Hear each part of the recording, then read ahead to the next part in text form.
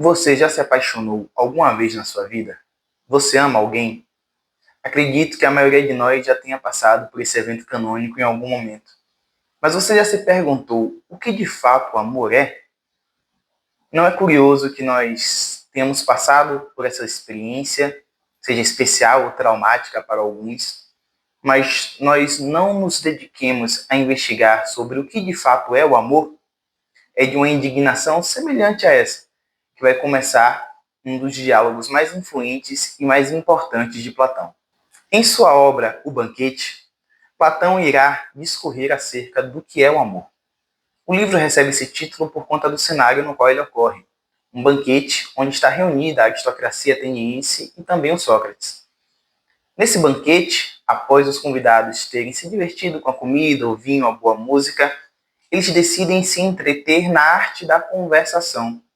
E a pauta escolhida se dá quando Erisímaco relata uma conversa que ele teve com Fedro, ambos personagens do banquete, no qual Fedro critica o fato de que os poetas não tinham ainda realizado um hino de louvor a Eros, ou seja, ao amor, que lhe fosse digno.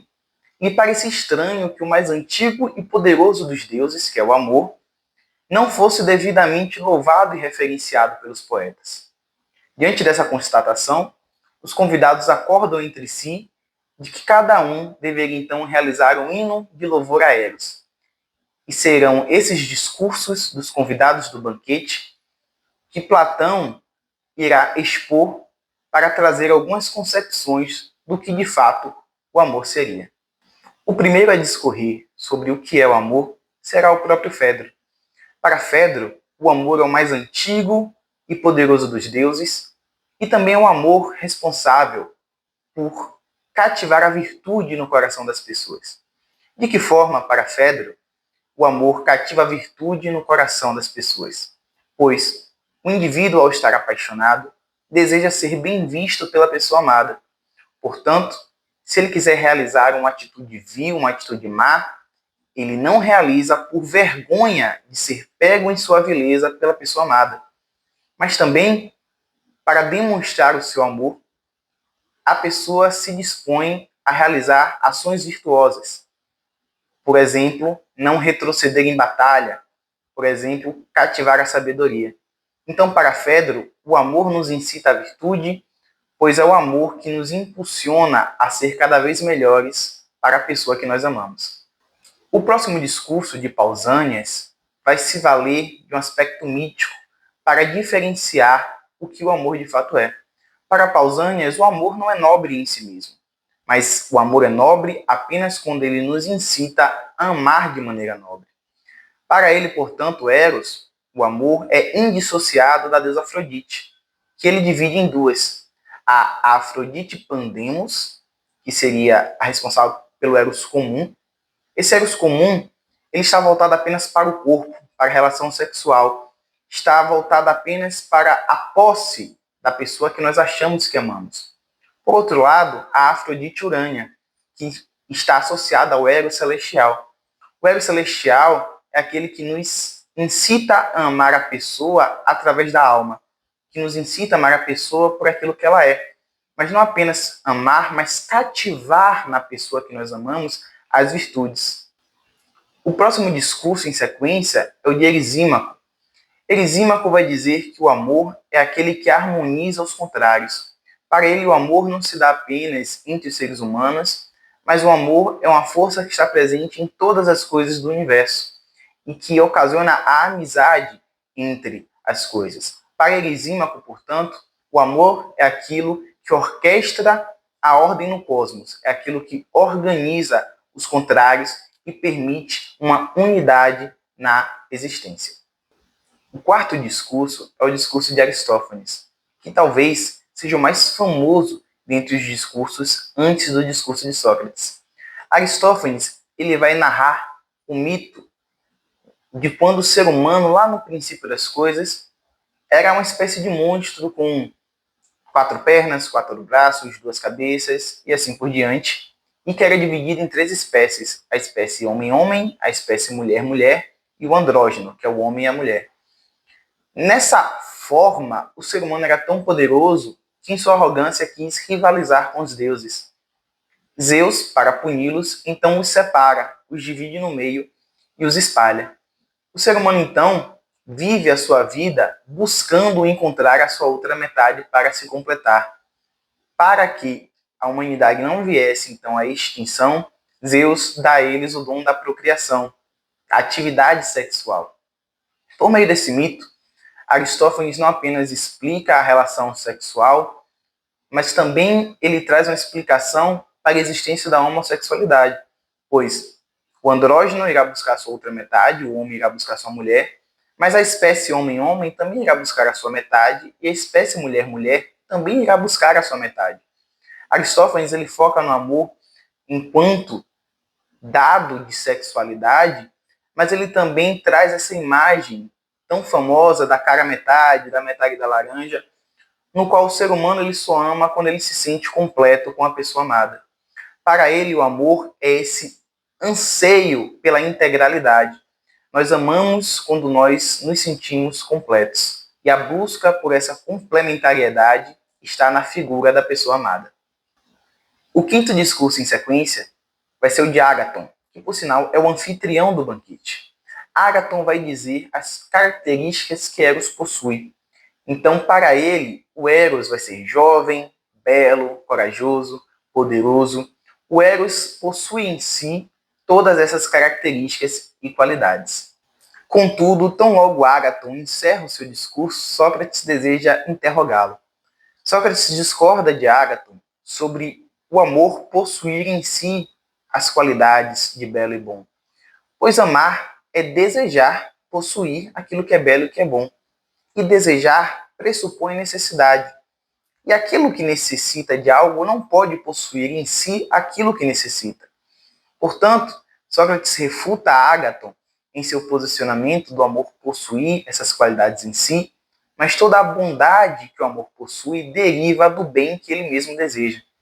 Tendo realizado essa correção, Sócrates então diz que o seu discurso acerca do amor se dará por um relato de um diálogo que ele teve com a filósofa e sacerdotisa Diotima. Diotima não possui nenhum registro histórico da sua existência, sendo muito provavelmente um recurso literário utilizado por Platão no diálogo. Então, Sócrates irá discorrer sobre aquilo que Diotima o ensinou sobre a arte erótica.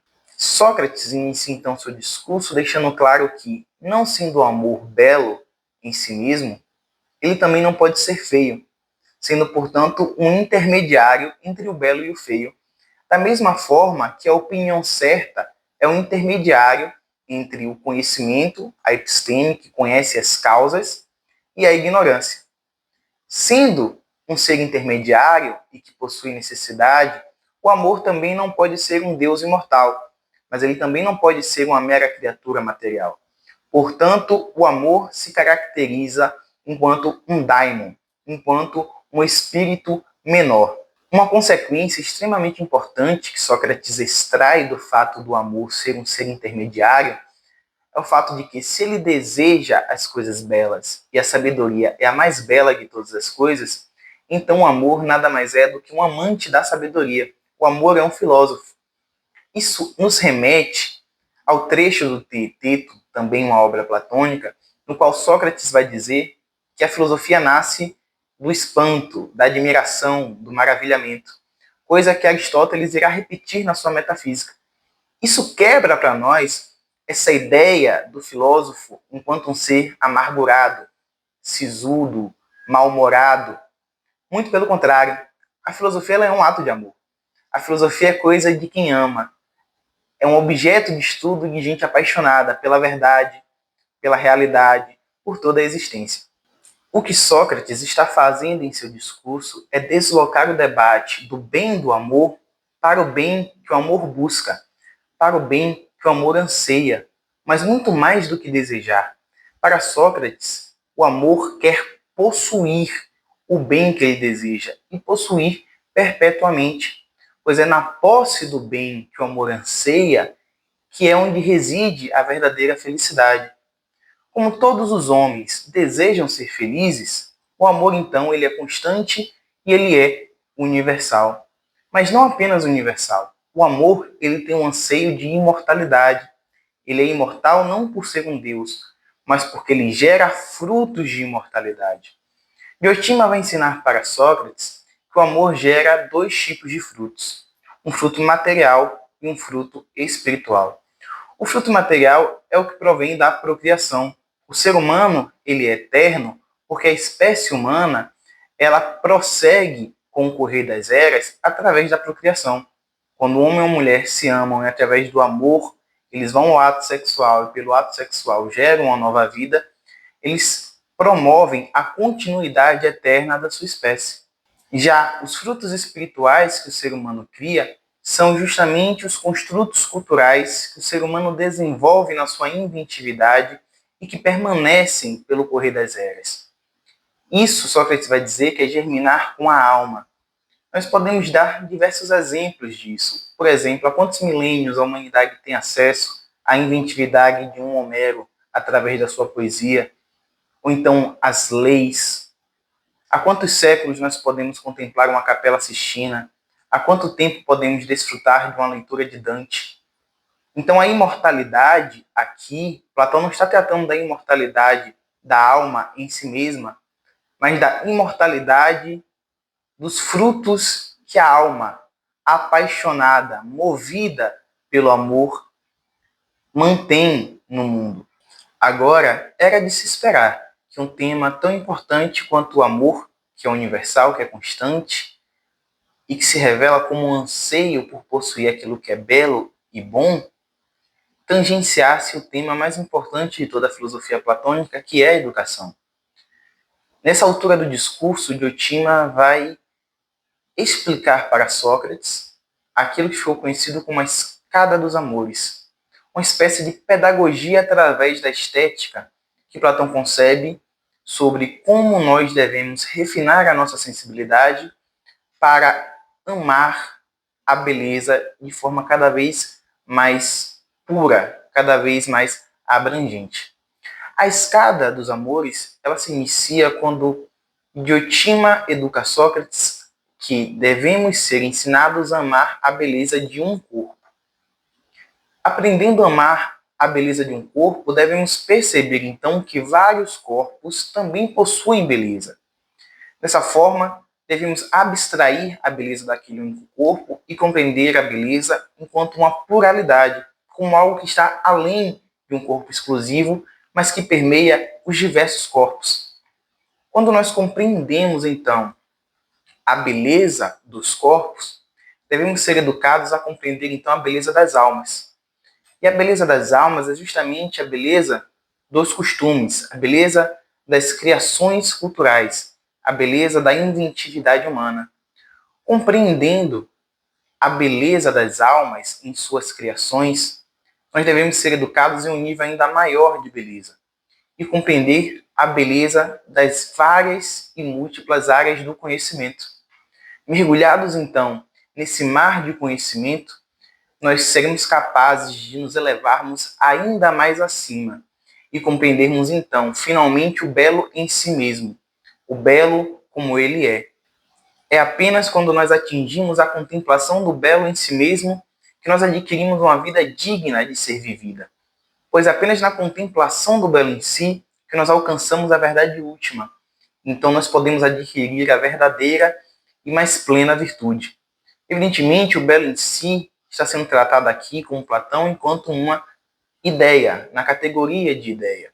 A questão é que Platão trata o belo em si como se fosse um princípio de unidade de todas as coisas, o que nos faz associar o belo do banquete com a ideia de bem que ele vai tratar na República.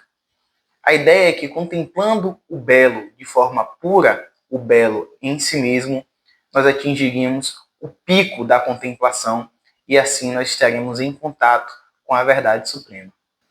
O sétimo e último discurso do banquete vai ser do jovem Alcibíades, que chega atrasado no banquete, já embriagado, e esse jovem ele tem uma paixão pelo próprio Sócrates. Ao ser incentivado a compor um hino em louvor ao amor, ele vai compor um elogio à própria figura de Sócrates, trazendo as características de Sócrates que tornam ele admirável. Alcibíades vai louvar a sua coragem em batalha, a sua resistência física, mas também o seu amor à sabedoria. Da mesma forma que Fedro ficava indignado porque os poetas louvavam os mitos antigos, mas não louvavam ao amor, Alcibíades vai tratar Sócrates como um herói diferente, distinto dos heróis da antiguidade. E como os poetas louvavam esses heróis, Alcibíades se sente então no dever de compor um hino em louvor ao próprio Sócrates. O Banquete de Platão, portanto, é uma obra que traz reflexões importantes sobre o nosso próprio agir no mundo, sobre como nós enxergamos os nossos relacionamentos e o nosso posicionamento diante deles. Então, alguns questionamentos que ficam será que nós nos esforçamos para sermos pessoas melhores, tal qual Fedro defende? Será que, assim como Pausanias defendeu, nós buscamos amar as pessoas por aquilo que elas são e desejamos cativar nas pessoas as virtudes que elas necessitam para serem melhores também? Será que, como trouxe Erisímaco, nos meus relacionamentos que eu acho que existe amor, eu estou trazendo harmonia e pacificação? Será que eu complemento a pessoa ao qual eu amo no sentido de sanar as suas dificuldades e as suas limitações através das minhas qualidades? Será que nós estamos nos completando como desejava Aristófanes? Será que, como Sócrates defende, através do discurso de Diotima, eu estou me educando e refinando a minha sensibilidade para amar cada vez mais e melhor os objetos que merecem ser amados e as pessoas que merecem ser amadas? Será que, como Alcibíades, nós estamos tendo coragem de demonstrar o nosso amor pelas pessoas que nós admiramos e realizamos, de fato, elogios às suas características mais favoráveis? Que nós possamos, então, refletir, através dessa obra de Platão, sobre como nós estamos nos posicionando em nossos relacionamentos.